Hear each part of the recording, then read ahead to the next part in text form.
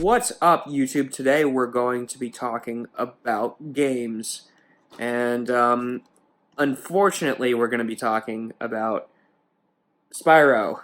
And I wanted to say, fortunately, I was really, really excited about this release, but we're going to talk about three things that could have made my experiences better. The first thing with this game is that, first of all, the game is gorgeous. I just want to say that before I say anything bad about this, the game is gorgeous. I don't have any issues with the voice actors. Some people aren't as big of a fan because they didn't get all of them exact, but I really like this. So let's step aside from the good, unfortunately. So the bad. My first experience with playing Spyro was putting the disc into the Xbox One S system and basically being greeted with, you have to download this game.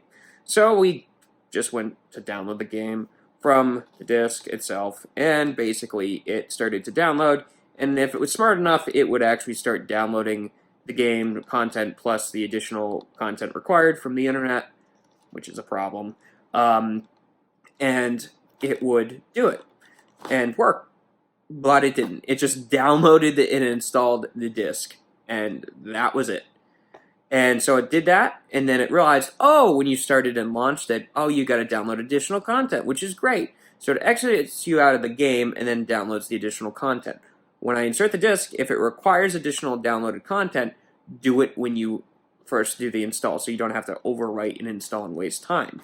So basically, yeah, that is totally unfortunate, and that it does that, and it takes away from the experience. I was basically just, when I got to the part where I could actually play the game, and it was just still doing the install, or downloading, actually, I really should say, over the internet, I had done 100%. I had completed the world, the first world, 100%, the home world. And then I got to the other levels that they allowed me to do, and I completed that 100% too, before they allowed you to go to the next home world, if you will. From the first game. Never played the first game. So, I have a 60 meg internet connection. Imagine somebody who has worse. You have to put the game into the system the day before you want to play it. You can't just play the game. I really sound like an old man when I say this, but I miss the days when the PlayStation 1 version of this, you could just put it inside the disc and have it play magically. Now, obviously, the disc speed and the amount of data that's on this disc is completely different, and I understand the technical specifications on why it can't be done. I just wish it could be almost instant. And I think that's a lot of it has to do with the fact that the Xbox One S, PlayStation 4, even the Xbox One X and the PlayStation 4 Pro don't use solid-state drives. They use a freaking laptop hard drive, which isn't cool. So anyways, moving on to from the first topic of that it's slow to download and slow to get the experience of Spyro that I really wanted, which was Ripto's Rage, to play. So after 2 hours of downloading, roughly, I got to play Spyro 2 Ripto's Rage. So when you enter into this cutscenes, everything works fine, and then you exit out of Glimmer. And then you wait. And you wait, and you wait for the loading to get past the to get into Summer Forest.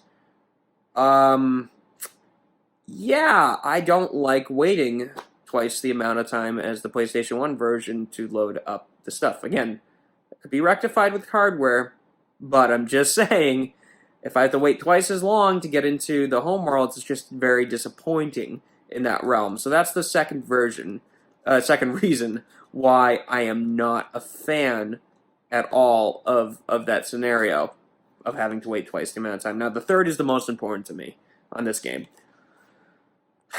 And this one really, really, it just sucks. And I hope they fix it. And they should fix it with a software update. So, in my mind, because I'm not a gamer, when I play this game, I basically see some lag, as it appears to me. Then I watch videos on it, and I look at Reddit forums and look at other people having the same problem. And it's not, I guess, that the frame rate drops, because to me, the frame rate does drop. It's that basically, and don't mind the background noise. It's unfortunately a nice thing for heating. But anyways, unfortunately, it has something called frame pacing issues. And that means that the frames are working, apparently, at 30 frames per second.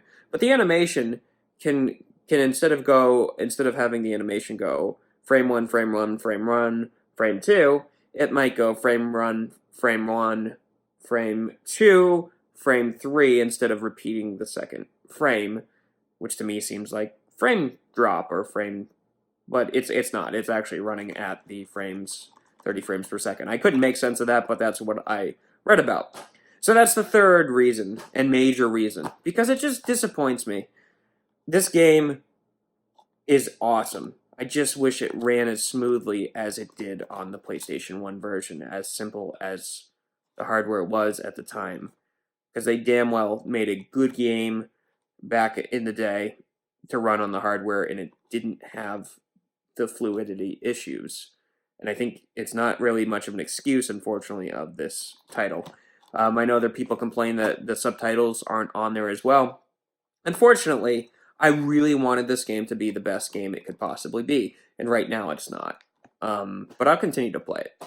Anyways, that's about it. That wraps up this section, guys. Thank you guys for watching, and girls, and I appreciate your time. If you guys like this video, give it a thumbs up. If you disliked it, give it a thumbs down. Let me know what you guys think of this frame pacing issue in the comment section below, or anything else. So stay tuned and watch my other tech channel called Modern Tech Philosophy. I don't jump into video games as much. It's mostly on this channel, SysNerd, which I'll start talking about video games, at least my two favorite ones, which are Spyro and Kingdom Hearts. So definitely stay tuned for more.